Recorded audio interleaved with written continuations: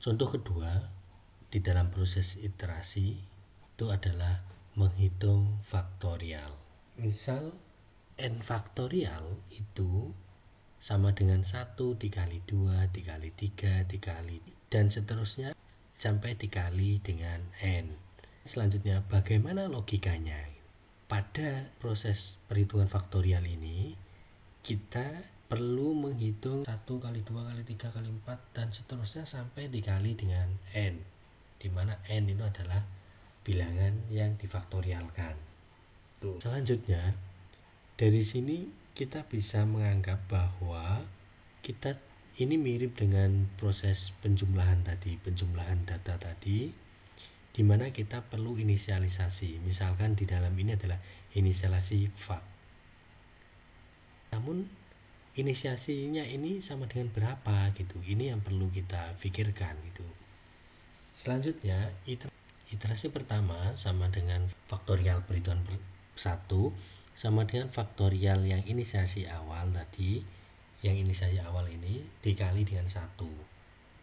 Iterasi kedua juga demikian. Iterasi 2 sama dengan yaitu fak 2 sama dengan fak 1, yakni proses perhitungan sebelumnya dikali dengan 2.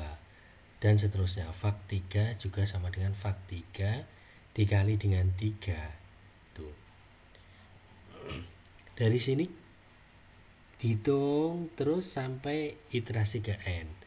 Dari sini, dari 1, 2, 3 ini kita bisa melihat suatu pola bahwa fak n itu sama dengan fak n-1 dikali dengan n. Jadi faktorial hasil perhitungan faktorial sebelumnya dikali dengan n. Tuh.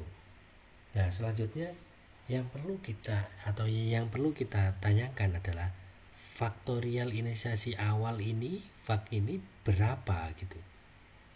Agar nilai fak ini tidak mempengaruhi dalam proses perkalian, maka fak inisiasi awal ini adalah sama dengan 1.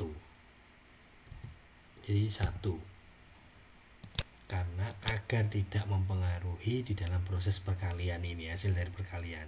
Berapapun dikali 1 sama dengan nilai itu sendiri. Mirip kalau di dalam proses rata-rata untuk menjumlahkan data itu inisiasinya sama dengan 0, karena berapapun ditambah 0 ya bilangan tersebut. Dari logika ini kemudian kita bisa membuat suatu function faktorial ini. Sebagaimana peraturan faktorial atau sintak di dalam MATLAB, yakni fak ini adalah output, fak ini adalah nama atau nama function, dan n-nya ini adalah input. Dalam kasus ini kita akan mencoba menggunakan sistem proses iterasi untuk menghitung faktorial dengan menggunakan for ini dan menggunakan while. Logikanya mirip, namun sebelumnya kita bahas dulu dengan menggunakan while. Ini karena while itu ada inisiasi awal untuk i awalnya 1, karena ini iterasi 1 awalnya, dan fak ini sama dengan 1 karena ini untuk inisiasi ini, while ii kurang dari sama dengan n karena ini adalah faktorial dengan yang n, ini iterasinya sampai n ini. While itu proses iterasinya akan berlangsung sehingga ini tidak terpenuhi, yakni ii lebih besar daripada n yang tak terpenuhi oleh ini. Kemudian fak ini adalah ini sebagaimana ini, fak sama dengan fak kali i. Kemudian ii sama dengan ii plus 1, ini untuk update ii nya ini. Sedangkan kalau yang pakai for, fak sama dengan 1, ini inisiasi awal faknya, kemudian for ii sama dengan 1 sampai n, kemudian fak sama dengan fak dikali i.